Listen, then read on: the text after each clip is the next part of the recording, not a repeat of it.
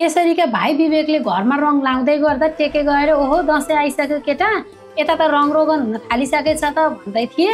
अनि त्यसपछि विवेकले चाहिँ दसैँ पनि आयो, तर यसपल्टको दसैँ हाम्रो लागि अलिकति विशेष छ क्या, त्यही भएर अहिलेदेखि तयारी गरेको केसरी दिदीको बिहे हुँदैछ भनेपछि त टेके रिसाएर वाह त्यसलाई माग्न अरे। अनि त्यसपछि त विवेकले मागेर यति सजिलो हाम्रो दिदीलाई कसले पाउँछ र, वर्षौँदेखि जसले हाम्रो दिदीको मनमा बास गरेको थियो त्यहीसँग बिहे हुँदैछ दिदीको भनेर उनी यसो यता फर्किएका थिए। केसरी पानी लिएर आएकी थिइन्। त्यसपछि त टेकेले केसरी म यो के सुन्दैछु, तेरो त बिहे हुँदैछ अरे भनेर टेके रिसाएका थिए। केसरीले पनि के नौलो कुरो भयो त नि, उमेर पुगेपछि जसले पनि त बिहे गर्न पाइहाल्छ नि भन्दै गर्दाखेरि घुमिफिरी अरू कोही केटा नपाएर त्यही बसन्तसँगै बिहे गर्न थालिस्, तँलाई त्यस्तै अनुभवी चाहिएको भए म थिएँ भनेर त रिसाउनु पो थाल्छन्। बसन्त र ममा के फरक थियो रे।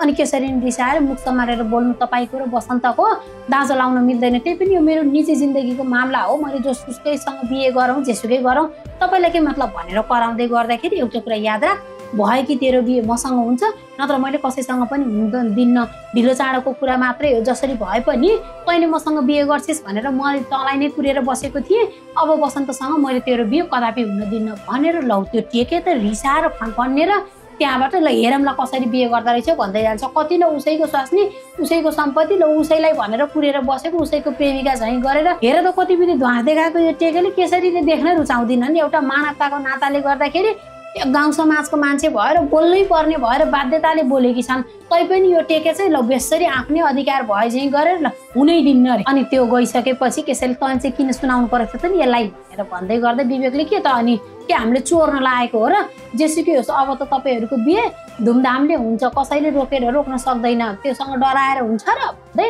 उनी आफ्नो काम गर्न थाल्छन्। केसरी पनि पानी लिएर जान्छन्। अब यसपटक चाहिँ केसरी र बसन्तको बिहे हुने भनेपछि सबैको परिवार खुसी नै छन् है। उता अब केसरीको भाइ पनि एकदमै खुसी छन्, अब यता बाआमा पनि खुसी छन् क्यार। त्यही भएर यता बाआमा चाहिँ सँगै बसेका थिए अनि सन्तोषलाई फोन गरेर यता आइज घरमा अलिअलि काम छ भनेर बोलाउँछन्। सन्तोष पनि हुन्छ ल म आइहाल्छु भन्दै फोन राखिदिन्छन्। सन्तोष आउँछु भनिसकेपछि आमाले चाहिँ अब बिहे गर्ने भनेर त तयारी गर्न थालियो, तर पनि खै त केही सरसल्लाह छैन। अब बिहे जस्तो कुरो यता त्यता अलिअलि सबै थोक जोडजाम गर्दा गर्दै समय बितेको पत्तै हुँदैन होइन, के गर्न खोजेको हो भन्दै गर्दा बाले अब उसैको बिहे गर्नुपर्ने, ऊ तात्दैन, हामीले मात्रै कति कचकच गर्ने त, उसैले केही कुरा गरे भो हामीले पनि सरसल्लाह गरौँ भन्न सजिलो हुन्छ, उसलाई वास्तै नगरे चाहिँ गर्छ भन्दै थिएँ। अनि त्यसले त्यस्तो गरे भनेर हामी पनि चुप लागेर बस्नु भयो त, हामीले त आफ्नो तर्फबाट तयारी गर्नु पर्यो नि त, ल बरु छोरासँग सल्लाह गर्न जाउँ त भन्छन्। अनि दुइटै आमा बुवा छोरासँग सल्लाह गर्न भनेर तल आउँदै थिए। बसन्त फेरि त्यही बेलामा ऊ त बाहिर निस्किन लागेका थिए। अनि त्यसपछि पर्खी त तँसँग सल्लाह गर्नु छ भन्दै आमाले रोक्छिन्। अनि बसन्त त्यहीँ मुढामा बस्छन्, बाआमा त्यहाँ पिँढीमा बस्छन्। अनि त्यसपछि अब नगर्नु बिहे गर्न आँटिसकेपछि अब त दसैँ लागिसक्यो त बाबु, धेरै दिन छैन,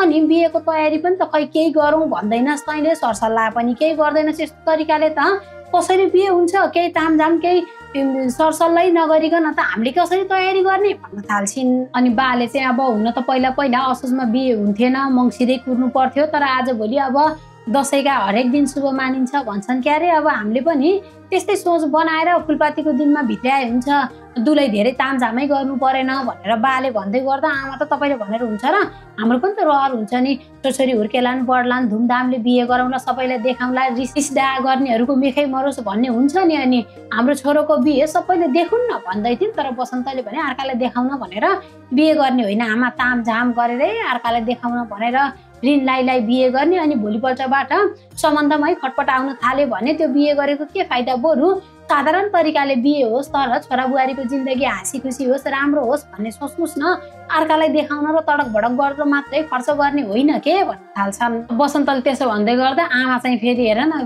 त्यसो भए त चाडबाड पनि त नमनायो भने त एक दिन तामझाम गरेर खर्च गरेर के फाइदा त नि, अनि त्यसो भए चाडबाडै नमनाइकन बस्ने भन्दै अनि हेर बाबु नचाहिँदो खर्च गर्नु भएन, नचाहिँदो ढर्रा गर्नु भएन, तर आफ्नो चलिआएको चालचलन अनुसार आफ्नो यसो नातागोता इष्टमित्र बोलाउनु पर्यो, आफ्नो रीतिरिवाज त मान्नु पर्यो नि भन्दै थिइन्। अनि बाले अब यस्तो एकपटक बिहे भइसक्यो, अब अहिले त्यति विधि धुमधामले बिहे गर्न उसको मन छैन होला नि त। यो त बाध्यता र परिस्थितिले गर्नु परेको बिहे हो, उसलाई धुमधामले बिहे गर्न मन छैन होला त, अनि किन कर लगाउँछौ भन्दै गर्दा कसले भने बाध्यताले गर्न लागेको बिहे भनेर। योभन्दा पहिलाको बिहे बरु मेरो छोरोको बाध्यताले गरेको बिहे हो, अहिले त खुसीका साथ गर्न लागेको बिहे हो भन्छन्। अब आमा बाको यस्तै यस्तै कुरा सुनेर बसन्तलाई चाहिँ अलि झिझ्याट लागे जस्तो भइसकेको थियो। त्यति भनिसकेर हामीले आफ्नो मात्रै हेरेर हुन्छ र, केसरीको बारेमा पनि सोच्नु परेन, उसलाई पनि त रहर होला नि त आफ्नो बिहे मजाले गर्ने। सानैमा बाआमा मरेर गए, दुखमा हुर्किएकी केटी हो, उसको जिन्दगीमा पनि एउटा एकदमै राम्रो खुसीको पल आओस् भन्ने होला, उसलाई पनि धुमधामले बिहे गर्न मन होला, उसको बारेमा पनि त सोच्नु पर्यो भन्दै थिइन्। अनि बसन्तले यो बारेमा म केसरीसँग सल्लाह गरौँला, तपाईँहरूले आफ्नो तयारी कसरी गर्नुहुन्छ गर्नुहोस्, म केही पनि भन्दिनँ, तर मान्छे जम्मा पारेर बाजागाजा सहित त्यसरी धुमधामले बिहे गर्न मन मलाई छैन है भन्दै थिए। सन्तोष आइपुग्छन्। अनि त्यसपछि के भयो, मलाई किन बोलाउनु भएको भन्दै गर्दा अब बिस्कुट सुकाउनु पर्ने, घट्ट जानु पर्ने, अब तेरो दाइको बिहे तयारी भइसक्यो, अब ऊ चाहिँ सुटुक्क बिहे गर्ने भन्छ भन्दै थिइन्। आमाले हो र दाइ त्यसो भए त यसपटक त धुमधामले बिहे गर्नुपर्छ है, पहिला पनि सटासुटु बिहे भएर जन्ती जाने पाइएन भनेर सन्तोष खुसी भएका थिए। बसन्त त रिसाए, चुप्लाक, जसले पनि पहिला त्यस्तै भयो, अहिले त धुमधामले गर्नुपर्छ भन्छन्, खालि जसले पनि पहिलाकै कुरा निकाल्छन् भनेर बसन्त चाहिँ एकदमै रिसाएर उता केसरीको घरतिर गए। बिचरा सन्तोष चाहिँ मेरो कारणले गर्दा दाइ रिसाउनु भयो भनेर अलि मन दुखाएका थिए। अनि बाले चाहिँ तेरो कारणले होइन, आमासँग रिसाएको, त्यो आमाको रिसमा माथि पोखिएको हो, अरू केही नै होइन भन्दै गर्दाखेरि मैले त नचाहिँदो के नै भनेको थिएँ र भन्दै थिएँ। अनि त्यसपछि आमाले अब मसँग पनि किन रिसाउनु हो र, छोड्दे, यसका कुरा गरेर साध्यै लाग्दैन, लजा धान निकाल भनेर सन्तोषलाई चाहिँ भित्र अब बाले पनि माथि धान छ निकालेर लिएर आइज, सुकाएर साँझतिर घट्ट जानुपर्छ भनेर पठाउँछन्। अनि सन्तोष पनि बसन्तले त्यस्तै जवाफ फर्काए भनेर होला, अनि अँधेरो अनुहार लाउँदै भयो नि कामतिर लाग्छन्। अनि अब यता चाहिँ अब विवेक रङ लाउने तयारी गर्दै थिए के अरे, रङ घोल्दै थिए। केसरीले चिया लिएर आएर दिदीभाइ यसो चिया खान बस्न के भ्याएका थिए।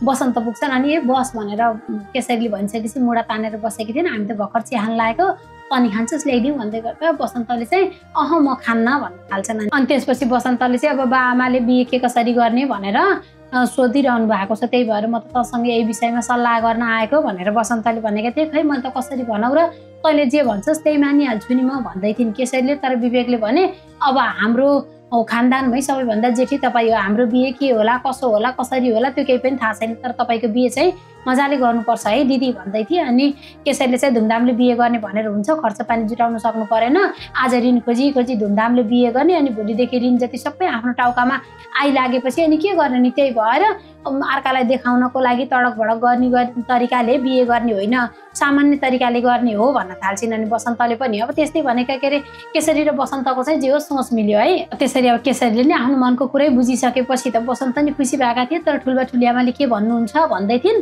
अनि आमा बुवालाई त धुमधामले बिहे गर्नु मन छ, तर मैले चाहिँ फजुल खर्च नगरिकन सामान्य तरिकाले बिहे गर्ने भनेको छु भन्दै गर्दा हुन्छ त्यसै गरौँला भन्दै थिइन्। अनि बसन्तले चाहिँ अब के चाहिन्छ सामानहरूको लिस्ट तयार पारौँ, तैँले र मैले सरसल्लाह गरौँ, म त बरु तेरो केही काम छ कि भन्दै थिएँ।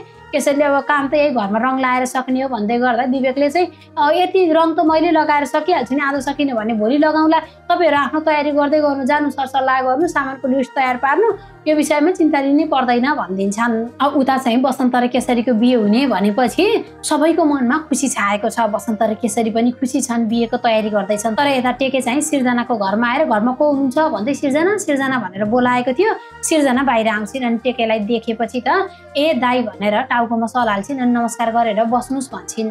अनि टेके त्यहाँ बसिसकेपछि मलाई देखेर दाई भन्यो, टाउकोमा सल हाल्यो, अझै पनि सिउँदोमा सिन्दुर र गलाको पोते रहेछ भनेपछि तिम्रो तर्फबाट सम्बन्ध सकिएको होइन रहेछ कि मैले गलत बुझेँ भन्न थाल्छन्। टेकेले त्यसरी प्रश्न गरिसकेपछि भावनाले जोडिएका सम्बन्ध बिस्तारै भावना परिवर्तन भएसँगै मेटिन सक्छन्, हराउन सक्छन्। अनि रगतको सम्बन्ध जतिसुकै सम्बन्धमा उतार चढाव आए पनि रगतको नाता रहिरहन्छ। अनि रह्यो सिन्दुरले जोडेको सम्बन्ध, यो त भाग्यले पाएको सम्बन्ध हो। अनि यो भाग्यले पाएको सम्बन्धलाई मैले कसरी त्याग्न सक्छु र, मेरो यो घर होइन, मेरो घर त्यही नै हो, जन्मजातै मेरो गोत्र फेरेर बुवाले कन्यादान गरेर दिनुभएको त्यो घर नै मेरो हो। अहिले फ्याक्ट म मरिहालेँ भने पनि तपाईँहरूलाई जुठो लाग्छ, अनि मैले कसरी नराखौँ त यो सम्बन्ध र यो नाताको मान भन्छन्। अनि उनीहरू यसरी कुरा गर्दै गर्दाखेरि इन्द्रे आएर ठ्याक्कै त्यहाँ कुरा सुनिरहेको थियो। अनि त्यसपछि त तिमीहरू यसरी अलग भएका छौ भन्ने कुरा मलाई थाहा थिएन, बसन्त यहाँ आएर बसेको छ भन्ने सुनेको थिएँ, तर अचानक सबै थोक छोडेर उता गएछ। दसैँमा बसन्त र केसरीको बिहे गर्ने कुरा छ अरे त भन्दै गर्दाखेरि अब के नौलो कुरा भयो त नि, पहिल्यैदेखि उनीहरूले एकअर्कालाई चाहन्थे, बिहे गर्न लागेछन्, ठिकै भयो, राम्रै त भयो नि भन्दै गर्दाखेरि। तर मलाई ठिक लागेन। बसन्तले केसरी बाहेक अरू जोसुकैसँग बिहे गरोस्, मलाई अरू केही पनि मतलब छैन, तर केसरीसँग कुनै पनि हालतमा म बिहे हुन दिन्न भन्दै गर्दा मलाई के भन्नुभएको छ त, उतै गएर भन्नुहोस् न, उहीसँग कुरा गर्नुहोस् भनेर उनले भन्दै थिए। अनि मसँग भनेर केही पनि फाइदा छैन भनेर सिर्जनाले भन्दै गर्दा फाइदा भएरै भनेको हो, तिमीलाई बसन्त चाहिन्छ, मलाई केसरी चाहिएको छ, त्यही भएर अब जुनसुकै हालतमा पनि यो बिहे रोक्नुपर्छ। यदि तिमीले मलाई साथ दियौ भने समाजमा मान्छेहरू जोडेर भए पनि मैले तिमीलाई त्यो घरको हक र अधिकार, त्यो घरको बुहारी हौ भनेर तिमीलाई त्यो घरमा फेरि पनि भित्राइदिन सक्छु। सम्बन्ध विच्छेद भएर के भएर सामाजिक हिसाबले त तिमी अझै पनि बसन्तकै श्रीमती हौ नि भनेर टेकेले त्यसरी सिर्जनालाई उचालेको थियो। तर सिर्जना भने तपाईँ गलत ठाउँमा आउनु भएछ। म जहिले पनि बसन्तको सम्मान गर्ने मान्छे र बसन्तलाई माया गर्ने मान्छे हुँ। भलै हाम्रो सम्बन्ध राम्रो भएन, हामी एकअर्काबाट अलग भएका छौँ, उहाँले अरूसँगै बिहे गर्न लाग्नु भएको छ, तर समाजका 2-4 जना मान्छेहरूको अगाडि उहाँको शिर झुकाएर म त्यो घरमा कहिले पनि जान चाहदिनँ। तपाईँले कतिसम्म गर्न सक्नुहुन्छ भन्ने कुरा मलाई राम्ररी थाहा छ। तपाईँले बसन्तको ज्यान लिन खोज्नु भएको कुरा मैले आजसम्म बिर्सिएको छैन। तपाईँले कसरी सोच्नुभयो मैले तपाईँ जस्तो मान्छेको साथ दिन्छु भनेर? मैले त तपाईँ जस्तो मान्छेलाई साथ होइन, तपाईँहरूको नजरबाट बसन्तलाई बचाउन सक्ने आँट राख्छु भन्दै थिइन्। अनि त्यसपछि त टेकेले भाषण त राम्रै दियौ त, मैले त सोचेको थिएँ तिमी त अलिकति बुद्धि बाँकी छौ, बुझ्ने छौ भनेर, तर तिमी त बसन्त जस्तै घमण्डी रहेछौ पो भनिदिन्छन्। सिर्जनाले त्यति भनिसक्दा नि मैले बसन्त र केसरीको कुनै पनि हालतमा बिहे हुनै दिन्न, यो कुरा बुझिराख भन्दै थिएँ। तपाईँ सम्झाउनु लायक मान्छे त होइन, तर पनि मैले एउटा सल्लाह दिन्छु, मैले भनेको मान्नुहुन्छ भने ध्यान दिएर सुन्नुहोस्। एकजनाले मानेर मात्रै, एकजनाको मनले चाहेर मात्रै एकतर्फी सम्बन्ध कहिले पनि राम्रो हुँदैन। सम्बन्ध अगाडि बढ्नको लागि दुवैतर्फ हुनुपर्छ। कुनै पनि हालतमा केसरीले तपाईँसँग बिहे गर्दै गर्दिने, एकतर्फी सम्बन्धको आयु कति छोटो रहेछ भन्ने कुरा मेरै जिन्दगीमा हेरेर पनि तपाईँले अनुभव गर्न सक्नुहुन्छ भनेर सिर्जनाले त त्यसरी जवाफ दिन्छन्। त्यसपछि त त्यो टेके त रिसाएर मुरमुरिएर मैले कुनै पनि हालतमा त्यो बसन्त र केसरीको बिहे हुन दिँदै दिन्न भनेर त केसरी र मेरो बिचमा जो आउँछ मैले त्यसलाई सक्दिन्छु भन्दै ऊ त फनफनिएर त्यहाँबाट जान लाग्छ। अनि टेके त्यहाँबाट जाने बेलामा इन्द्र चाहिँ लुक्छ। अनि टेके गइसकेपछि के गरम कसो गरम भएर ऊ त एकदमै रिसाउँछ। अनि सिर्जना पनि एकैछिन त्यहाँ बसेकी थिइन्, भित्र जान्छन्। अनि टेकेकै पछि पछि इन्द्र जान्छन्।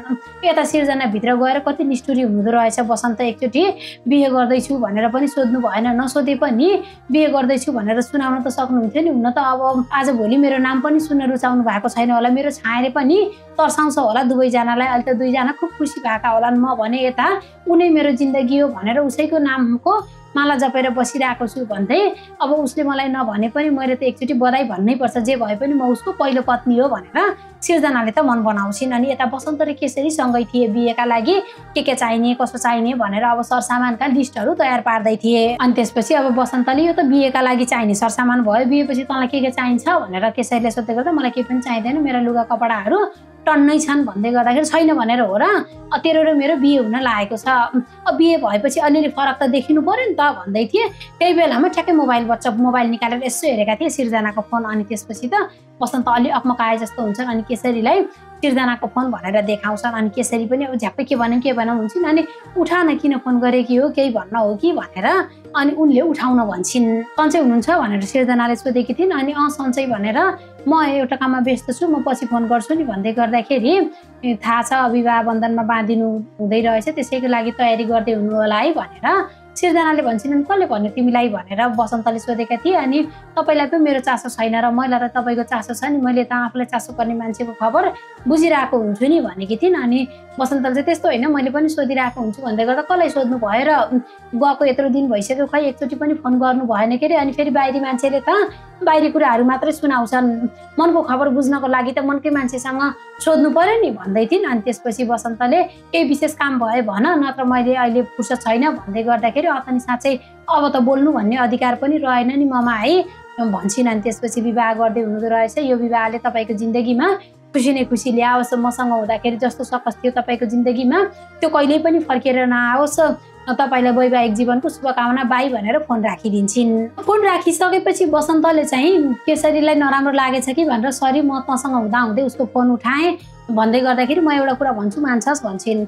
बसन्तले के कुरा भन्दै गर्दाखेरि अब हामीले अब यही बिन्दुबाटै हाम्रो जिन्दगीको नयाँ सुरुवात गर्ने हो भने तेरा विगतका कुराहरूलाई तँबाट टाढा राख्नै पर्छ भन्छन्। अनि बसन्तले के भन्न खोजेको भन्दै गर्दा जसरी अहिले सिर्जनाले फोन गरी भोलि पर्सि पनि यसरी बारम्बार फोन नगरिरहली भन्न सकिँदैन। ऊ तेरो साथी मात्र भएको भए मैले केही पनि सोच्दिनँ, तर ऊ तेरो विगत हो, जहिले पनि विगत फेरि वर्तमानमा आउँछ कि भन्ने डर हुन्छ, त्यही भएर मैले भनेको मान्छस् भने सिर्जनाको नम्बर ब्लक गरिदे। त उसँग बोल्दाखेरि मलाई पनि त रिस डाहा लाग्छ, यो मानवीय स्वभाव नै हो, रिस डाहा भनेको कुरो सबैमा हुन्छ, उसमा पनि थियो ममा पनि छ। त उसँग नजिक भएको मैले पनि सहन सक्दिनँ, त मेरो भएपछि मेरो मात्रै हुनुपर्छ भनेर सिर्जनाको नम्बर ब्लक गरिदे भन्छन्। अनि त्यसपछि त बसन्त एकदमै सोचमा पर्छन्। अनि के हेरेको सिर्जनाको नम्बर ब्लक गरिदे के भनेर केसरीले भनिसकेपछि ब्लक गरिदिन्छन्।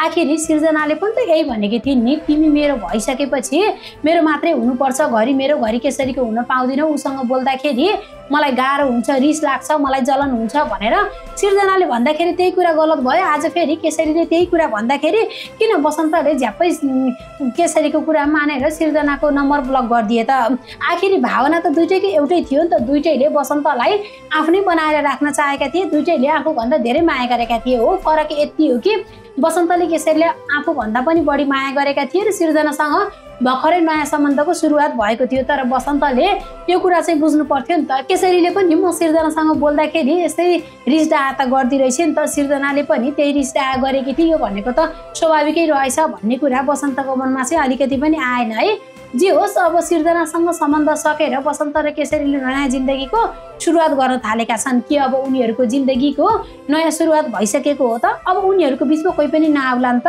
या फेरि पहिलाको जस्तै पटक पटक बसन्त र केसरी एक हुने बेलामा उनीहरूको जिन्दगीमा अनेकौं बाधा अर्चन आएर एक हुन पाएका थिएनन्, यसपटक पनि त्यही हुने होला त?